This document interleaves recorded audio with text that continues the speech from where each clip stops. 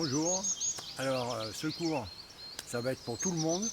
Alors ce cours va être pour le Jeune Fan Jeune Coup d'eau Saint-Michel. Ce cours est pour Faniri, mais aussi pour Assen et Jag. Donc je vais mettre les trois programmes dans le même, comme ça vous aurez tous le même programme et vous pourrez échanger sur le même sujet. Si vous voyez, vous pourrez parler du même sujet, des mêmes mouvements. Dans ces cours intermédiaires, nous allons retrouver des figures que vous allez commencer à travailler et d'autres. Ce sont surtout des exercices et aussi des cours théoriques. Donc dedans, je vais expliquer un peu comment fonctionne le Qigong. Nous allons regarder aussi des mouvements un peu martiaux. Donc le Qigong martial s'appelle le Gong Fu. C'est pratiqué donc à Shaolin. C'est du Qigong, mais avec des mouvements martiaux. Mais on va aller doucement. Alors, dans les premiers cours, nous allons regarder comment se dirige l'énergie, comment se fabrique l'énergie et comment on la diffuse dans le corps. Nous allons regarder comment essayer de diriger notre énergie dans nos frappes, dans notre coup de pied, dans nos coups de poing. Donc, nous allons étudier un peu le trajet de l'énergie. Comment maîtriser le souffle, comment respirer sur une frappe, des retournements. On va regarder ça tout doucement et donner des explications. Alors, pour les Shaolin, le moment clé où nous fabriquons de l'énergie, c'est quand nous expirons. Quand nous expirons, nous comprimons l'air, et c'est quand nous comprimons l'air que nous fabriquons l'énergie vitale.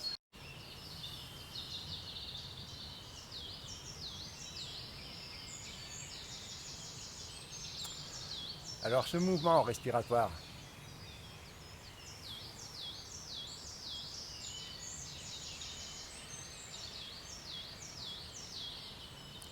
est très important. Nous le retrouvons entre chaque exercice. C'est le moment où nous reprenons de l'énergie, où nous refaisons descendre le rythme cardiaque. Donc, ce petit exercice qui a l'air de rien est un des plus importants du Qigong. Nous allons le mémoriser tellement puissamment que nous allons assimiler le calme et le relâcher qu'il procure.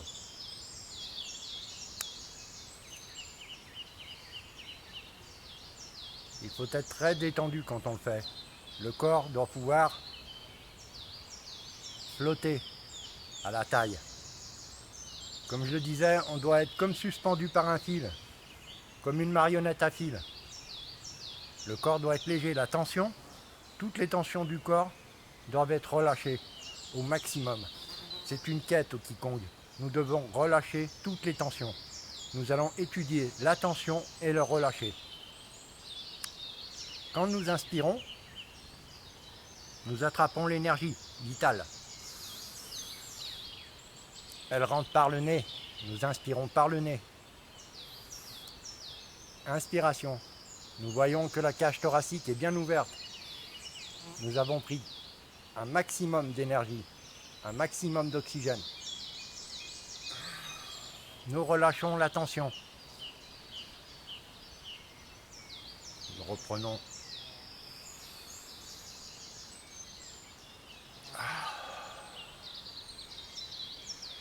Sur cet exercice, nous apprenons à nous calmer, à rythmer notre rythme cardiaque. Mais nous allons aussi apprendre à respirer différemment. Comme je le disais, c'est quand nous comprimons l'air que nous fabriquons l'énergie. Là, au moment où nous relâchons l'air, nous comprimons, mais légèrement. Si nous comprimons fortement, vous voyez que le geste s'accélère. Je ne peux pas respirer lentement et faire un geste qui va vite. Ça ne va pas vraiment avec. Prenons cet exemple. Inspiration. Expiration. Inspiration. Expiration.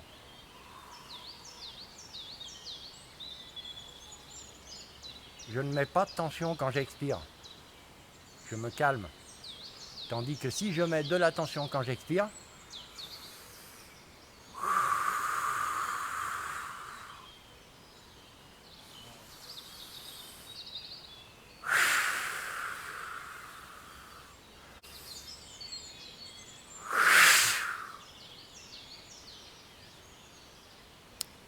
vous constaterez que quand on veut comprimer l'air, plus on veut comprimer l'air, plus on a besoin d'accélérer le mouvement. Ce mécanisme se fait tout seul, bien sûr, on n'y pense pas d'habitude, mais au quiconque, on va l'étudier. On va faire très attention au moment. Nous allons étudier particulièrement le moment où nous inspirons et à ce moment-là, quand nous allons relâcher pour expirer, le moment entre l'inspiration et l'expiration, ce moment-là est très important.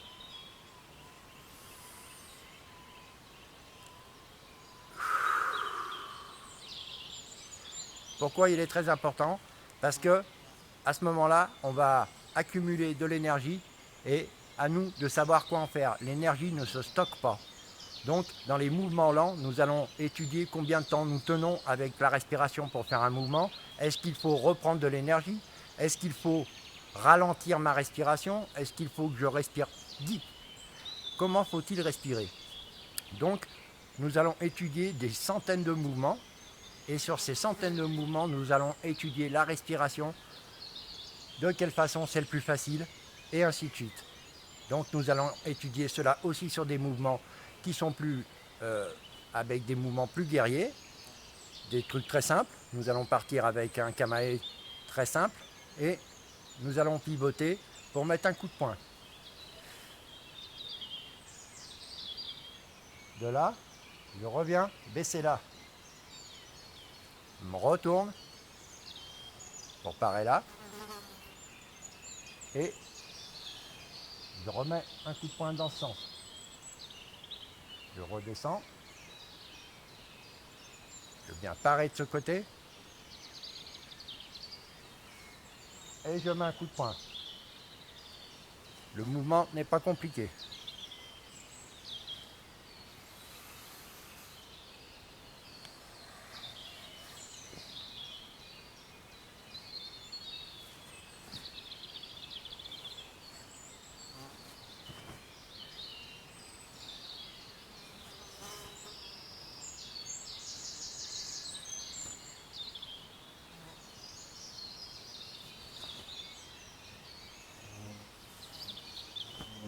Nous avons là donc un petit enchaînement qui n'est pas difficile.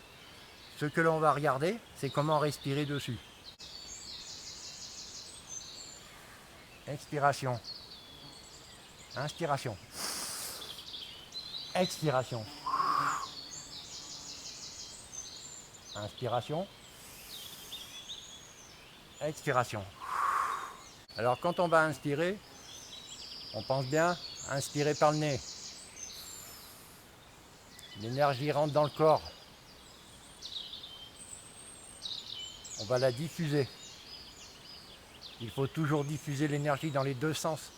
Nous diffusons l'énergie vers le sol pour notre position stable et vers le geste. Donc, le trajet arrive là. De là, nous donnons l'information, c'est-à-dire l'émotion, le sentiment. Est-ce que je veux frapper fort? Est-ce que je veux pas frapper fort? Le sentiment, ça sert pour les mouvements. Donc, j'inspire par le nez. L'énergie est là. Je la diffuse à la fois. Si je veux mettre un coup de poing dans mon poing, mais aussi dans mon appui. L'énergie part comme ça. Inspiration. Expiration. Inspiration. Par là. Alors sur ce mouvement, nous partons souple en bas. La cage thoracique se comprime. Il n'est pas facile d'inspirer, donc nous expirons quand nous allons baisser. Au moment de se relever, je pars et je souffle. Je reprends de l'air. Je réinspire. Je pars.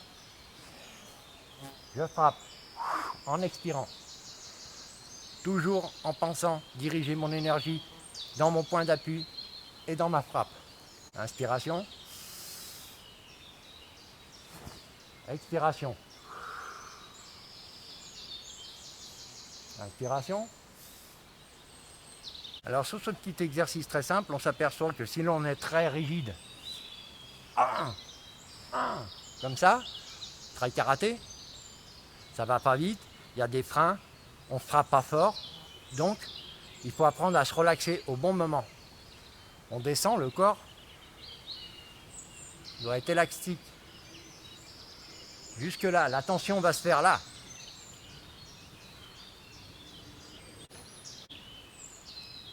Là, jusque là, c'est tout flou, il n'y a pas de tension. La seule tension exercée est entre mes pieds et le sol. Là, je flotte, j'envoie le corps. Et je viens parer pour frapper. Il n'y a pas de frein.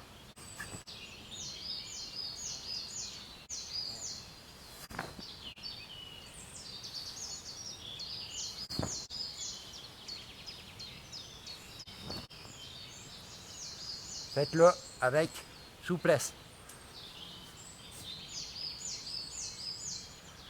Alors on va chercher à faire de la souplesse et de la tension. On part souple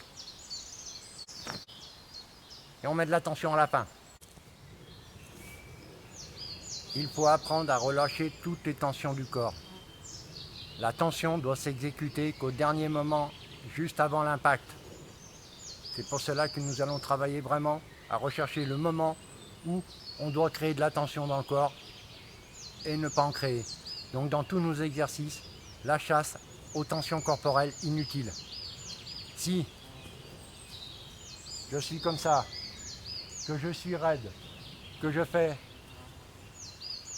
suis en position ici, si je suis rigide, que je viens faire une esquive avec mon bras pour frapper et que je suis tout raide, il n'y aura pas de vitesse, il n'y aura pas de puissance. Si je suis souple, mon bras arrive avec de l'inertie.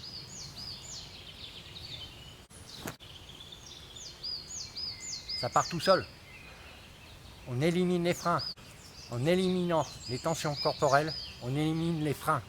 Le corps donne de la puissance, de la synergie, de la vitesse.